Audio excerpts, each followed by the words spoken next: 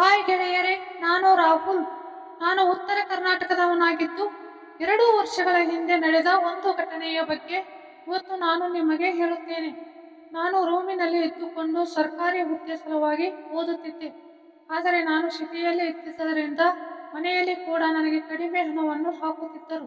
ಇದರಿಂದ ಕೆಲವೊಮ್ಮೆ ನನಗೆ ಬಹಳ ಕಷ್ಟ ಎದುರಾಗುತ್ತಿತ್ತು. ನಾನು ಹಲವರ ಬಳಿ ಸಾಲವನ್ನು ಮಾಡಿಕೊಂಡಿದ್ದೆ. ಹೀಗಾಗಿ ಒಂದು ದಿನ ನಾನು ಪಾರ್ಟ್ ಟೈಮ್ ಕೆಲಸ ಮಾಡಬೇಕೆಂದು ನಿರ್ಧಾರ ಮಾಡಿದೆ.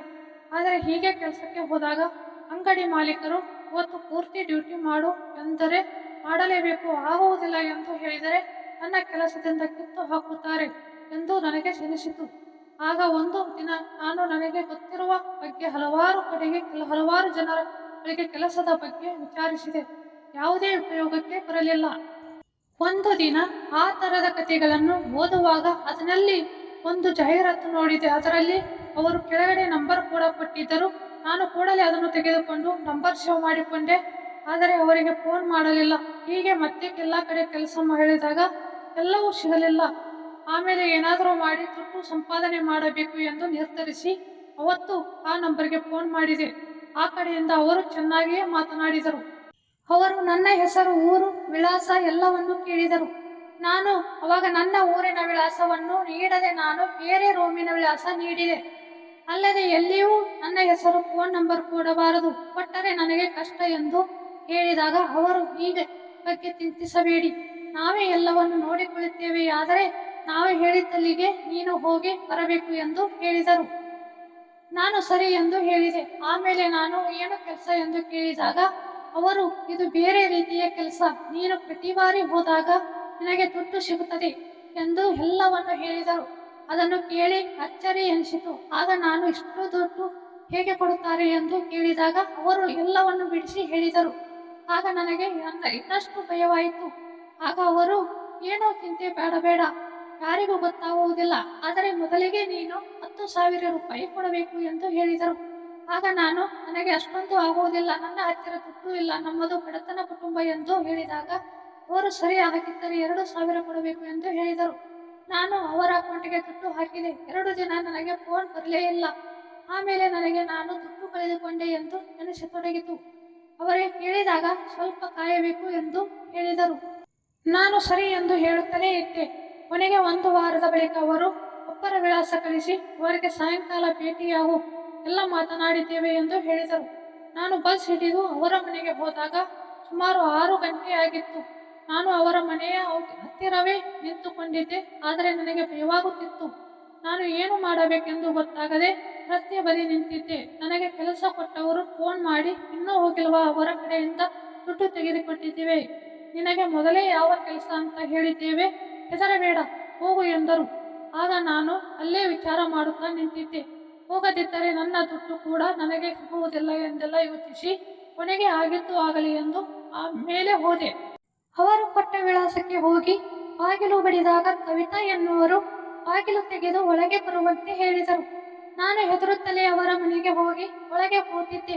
ಆಗ ಅವರು ನನಗೆ ಚಹಾ ಕುಡಿಯಲು ಮಾಡಿಕೊಟ್ಟರು. ಆಮೇಲೆ ಅವರು ನನ್ನ ಬಗ್ಗೆ ಎಲ್ಲವನ್ನೂ ಹೇಳಿದರು. ನಾನು ಓದಲು ಬಂದಿದ್ದಾಗಿ, ನನಗೆ ಹಣದ ಅವಶ್ಯಕತೆ ಇರುವುದಾಗಿ ಹೇಳಿದೆ. ಆಗ ಅವರು ಈ ಮೊದಲು ಯಾವುದಾದರೂ ಯಾರ ಜೊತೆಗಾದರೂ ಎಂದು ಹೇಳಿದಾಗ ನಾನು ಇಲ್ಲ, ಇದೇ ಮೊದಲ ಬಾರಿ ಕೆಲಸ ಎಂದು ಹೇಳಿದೆ. ಆಗ ಅವರು ನಕ್ಕು ಸುಮ್ಮನಾದರು. ಆಮೇಲೆ ಅವರು ಸರಿ, ಹಾಗಾದರೆ ಹೆದರಬೇಡ, ನಾನು ಎಲ್ಲವನ್ನು ನಿನಗೆ ಹೇಳಿಕೊಡುತ್ತೇನೆ ಎಂದು ಹೇಳಿದರು. ಆದರೆ ನನಗೆ ಮಾತ್ರ ಹೆದರಿಕೆ ಆಗುತ್ತಲೇ ಇತ್ತು. ನಾನು ಇದೆಂಥ ಸಮಸ್ಯೆಯಲ್ಲಿ ಸಿಲುಕಿದೆ ಎಂದು ಚಿಂತಿಸಿಕೊಳ್ಳತೊಡಗಿದೆ. ಅವರು ಹೆದರಬೇಡ, ಇದು ನನ್ನ ಮನೆ, ನಾನು ಬೇರೆ ಊರಿನಲ್ಲಿ ಇರುತ್ತೇನೆ, ಇಲ್ಲಿ ಯಾವಾಗಾದರೂ ಬಂದು ಹೋಗುತ್ತೇನೆ ಎಂದು ಹೇಳಿದರು. ಆಗ ಅವರು ಇವತ್ತು ಏನು ಬೇಡ, ನೀನು ಹೋಗು, ನೀನು 1 ವಾರ ಬಿಟ್ಟು ಬಾ, ಬೇಕೆಂದರೆ ನೀನು ಹೆದರಿದ್ದೀಯ ಎಂದು ಹೇಳಿದರು. ನಾನು ಅಲ್ಲಿಂದ ಕೂಡಲೇ ಬಂದು ಬಿಟ್ಟೆ. ಆದರೆ ನನಗೆ ಕೆಲಸ ನೀಡಿದವರು ದುಡ್ಡು ತೆಗೆದುಕೊಂಡಿದ್ದರು. ನನಗೆ ಏನು ಮಾಡುವುದು ಗೊತ್ತಾಗದೆ ಸುಮ್ಮನೆ ಇದ್ದೆ. ಆಮೇಲೆ ಅಲ್ಲಿಂದ ಬರುವಾಗ ಅವರು ನನಗೆ ಫೋನ್ ಮಾಡುವಂತೆ ಹೇಳಿ ನನ್ನ ನಂಬರ್ ಕೊಟ್ಟರು. ಆಮೇಲೆ ನನ್ನ ನಡುವೆ 1 ವಾರದಲ್ಲಿ ಗೆಳೆತನ ಬೆಳೆಯಿತು. ಅವರು ಬೇರೆ ಬೇರೆ ಫೋಟೋಗಳನ್ನು ಕಳಿಸುತ್ತಿದ್ದರು.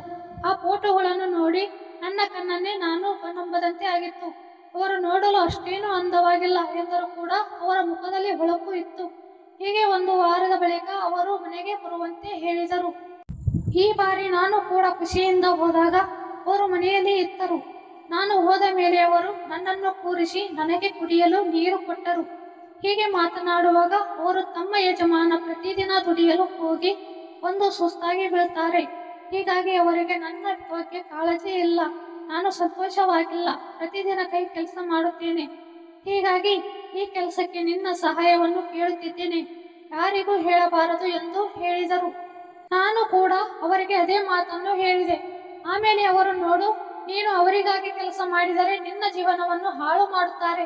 ಅವರು ಕೊಡುವಷ್ಟು ಹಣವನ್ನು ನಾನೇ ಕೊಡುತ್ತೇನೆ. ನೀನು ಬೇರೆ ಬೇರೆ ಎಲ್ಲಿಯೂ ಹೋಗಬೇಡ, ಆದರೆ ಇಲ್ಲಿಯೇ ಇರಬೇಕು. ನಾನು ಸಂತೋಷವಾಗಿ ಇರಬೇಕು ಎಂದು ಹೇಳಿದರು. ನಾನು ಸ್ವಲ್ಪ ಹೊತ್ತು ಯೋಚಿಸಿ ಸರಿ ಎಂದು ಹೇಳಿದೆ. ಆಮೇಲೆ ಎಲ್ಲವನ್ನು ಮಾತನಾಡಿದ ಮೇಲೆ ಅವರು ಸರಿ, ಒಳಗೆ ಹೋಗೋಣ ಎಂದು ಕರೆದುಕೊಂಡು ಹೋದರು. ಅಲ್ಲಿ ದೊಡ್ಡದಾಗಿ ಟಿವಿ ಒಂದು ಇತ್ತು. ಅದರಲ್ಲಿ ಆದಾಗಲೇ ಒಂದು ಸಿನಿಮಾ ಓಡುತ್ತಾ ಇತ್ತು. ಇಬ್ಬರು ಅದನ್ನು ನೋಡುತ್ತಾ ಕೂತೆವು. ಹೀಗೆ ನೋಡ್ತಾ ಕೂತ ಕೆಲ ಹೊತ್ತಿನಲ್ಲೇ ನಾನು ಅಲ್ಲಿಯೇ ಕೆಲಸವನ್ನು ಮಾಡಿದೆ. ನಾನು ಆ ಸಿನಿಮಾದಲ್ಲಿ ಬರುತ್ತಿದ್ದಂತೆ ನಟನೆ ಮಾಡಿದ್ದೆ. ಸ್ವಲ್ಪ ಹೊತ್ತಿನ ನಂತರ ಅವರು, ನೀನಿನ್ನೂ ಚೆನ್ನಾಗಿ ಕಲಿಯಬೇಕು, ಇಲ್ಲದಿದ್ದರೆ ಜೀವನದಲ್ಲಿ ಕಷ್ಟ ಆಗುತ್ತದೆ. ಎಷ್ಟು ವೇಗವಾಗಿ ನೀನು ಕೆಲಸ ಮಾಡಿದರೆ ಕಷ್ಟ ಆಗುತ್ತದೆ. ಸ್ವಲ್ಪ ನಿಧಾನವಾಗಿ ಕೆಲಸ ಮಾಡಬೇಕು ಎಂದು ನನಗೆ ಬುದ್ಧಿ ಹೇಳಿದರು. ನಾನು ಸರಿ ಅಂತ ಹೇಳಿದೆ. ಆಮೇಲೆ ನನಗೆ ಕೆಲಸದ ಪಗಾರ ಅಂತ 5,000 ರೂಪಾಯಿ ನೀಡಿದರು. ಅಷ್ಟೊಂದು ಹಣವನ್ನು ನೋಡಿ ನನಗೆ ಸಾಕಷ್ಟು ಖುಷಿಯಾಗಿತ್ತು. ಆಮೇಲೆ ನನ್ನ ಓದಿನತ್ತ ಗಮನ ಹರಿಸಿದೆ. ಆಮೇಲೆ ಅವರು ತಿನ್ನಲು ಬಿರಿಯಾನಿಯನ್ನು ತರಿಸಿದರು. ಸಾಯಂಕಾಲ ಅಲ್ಲಿಂದ ಹೊರಡುವಾಗ ಅವರು ಮತ್ತೆ ವೇಗವಾಗಿ ವಾಪಸ್ ಕೆಲಸಕ್ಕೆ ಬರುತ್ತೀಯಾ ಎಂದು ಕೇಳಿದರು. ಮತ್ತೆ ಯಾವಾಗಾದರೂ ಬಂದು ಹೋಗುತ್ತೇನೆ ಎಂದು ಹೇಳಿದಾಗ ಅವರು ಸರಿ ಎಂದು ಹೇಳಿದರು. ಆಗ ಅವರು, ನಿನ್ನ ಹಳೆಯ ಫೋನ್ ನಂಬರ್ ತೆಗೆದು ಹಾಕಿ ಹೊಸ ಫೋನ್ ನಂಬರ್ ತಗೋ ಎಂದು ಯಾರಿಗೂ ಹೇಳಿಕೊಡಬೇಡ ಎಂದು ಹೇಳಿದರು. ನನ್ನ ಹೊಸ ಫೋನ್ ನಂಬರ್, ನಾನು ಕೂಡ ನಂಬರ್ ಬದಲಾಯಿಸಿದ್ದೇನೆ ಎಂದು ಹೊಸ ನಂಬರ್ ಕೊಟ್ಟರು. ಆಮೇಲೆ ನಾನು, ನೀವು ಇವಾಗ ಏನು ಮಾಡುತ್ತೀರಿ ಎಂದು ಕೇಳಿದಾಗ ಅವರು ಕಂಪನಿ ಕೆಲಸ ಇದೆ ಎಂದು ಹೇಳಿದರು. ಆಗ ನಾನು, ನೀವು ಹೋಗಿ ನಿಮ್ಮ ಕಂಪನಿಯಲ್ಲಿನ ಕೆಲಸ ಮುಗಿಸಿಕೊಳ್ಳಿ, ಆದರೆ ನಾನು 1-2 ದಿನ ಬಿಟ್ಟು ಬರುತ್ತೇನೆ ಎಂದಾಗ ಅವರು ನನ್ನ ಮುಖವನ್ನೇ ನೋಡುತ್ತಿದ್ದರು. ನಾನು ಸರಿ ಅಂತ ಹೇಳಿ ಮಾರನೇ ದಿನ ಹೊಸ ನಂಬರ್ ತಗೊಂಡು ಅವರಿಗೆ ಕೊಟ್ಟೆ. ಆಮೇಲೆ ಅವರು ಪ್ರತಿನಿತ್ಯ ಬಂದು ಕೆಲಸ ಮಾಡಿದರೆ ಹೆಚ್ಚಿಗೆ ದುಡ್ಡು ಕೊಡುತ್ತೇನೆ ಎಂದು ಹೇಳಿದರು. ನಾನು ಸರಿ ಎಂದು ಹೇಳಿ ಪ್ರತಿದಿನ ಕೆಲಸಕ್ಕೆ ಹೋಗುತ್ತಿದ್ದೆ. ಆದರೆ ಒಂದು ದಿನ ನನ್ನ ಮೇಲೆ ನನಗೆ ಬೇಜಾರು ಎನಿಸಿ ತೊಡಗಿತು. ಇದಾದ ಮೇಲೆ ನಾನು ಕೆಲಸಕ್ಕೆ ಹೋಗುವುದನ್ನು ಬಿಟ್ಟು ಬಿಟ್ಟೆ. ಏಕೆಂದರೆ ಸಮಯಕ್ಕೆ ಅನುಸಾರವಾಗಿ ನಾನು ನನ್ನ ನಿರ್ಧಾರಗಳನ್ನು ಬದಲಾಯಿಸಿಕೊಂಡಿದ್ದೆ. ಇದರಿಂದ ನನಗೆ ಸಹಾಯ ಎನಿಸಿದರೂ ಸಹಿತ ಮುಂದೆ ನನಗೆ ತೊಂದರೆ ಆಗಬಾರದು ಎಂದು ಮುಂದಾಲೋಚನೆ ಮಾಡಿದ್ದೆ. ಹೀಗಾಗಿ ನನಗೆ ಯಾವುದೇ ತೊಂದರೆ ಆಗಲಿಲ್ಲ. ಯಾರೇ ಆಗಲಿ ತಪ್ಪು ಮಾಡಿದಾಗ ಅದನ್ನು ಬೇಗನೆ ತಿದ್ದಿಕೊಳ್ಳಲು ಪ್ರಯತ್ನಿಸಿ. ಬೇರೆ ಬೇರೆ ಕೆಲಸದ ಸಲುವಾಗಿ ಯಾರು ಮುಂದಾಗಿ ಜೀವನ ಹಾಳು ಮಾಡಿಕೊಳ್ಳಬಾರದು ಎಂಬುದು ನನ್ನ ಅನಿಸಿಕೆಯಾಗಿದೆ. ಫ್ರೆಂಡ್ಸ್, ಈ ಕಥೆ ಇಷ್ಟವಾಗಿದ್ದರೆ ಒಂದು ಲೈಕ್ ಕೊಟ್ಟು ನಮ್ಮ ಚಾನಲ್ಗೆ ಸಬ್ಸ್ಕ್ರೈಬ್ ಮಾಡಿಕೊಳ್ಳಿ. ಮುಂದಿನ ವಿಡಿಯೋದಲ್ಲಿ ಸಿಗೋಣ. ಹೇಳಿದ್ದಕ್ಕೆ ಧನ್ಯವಾದಗಳು.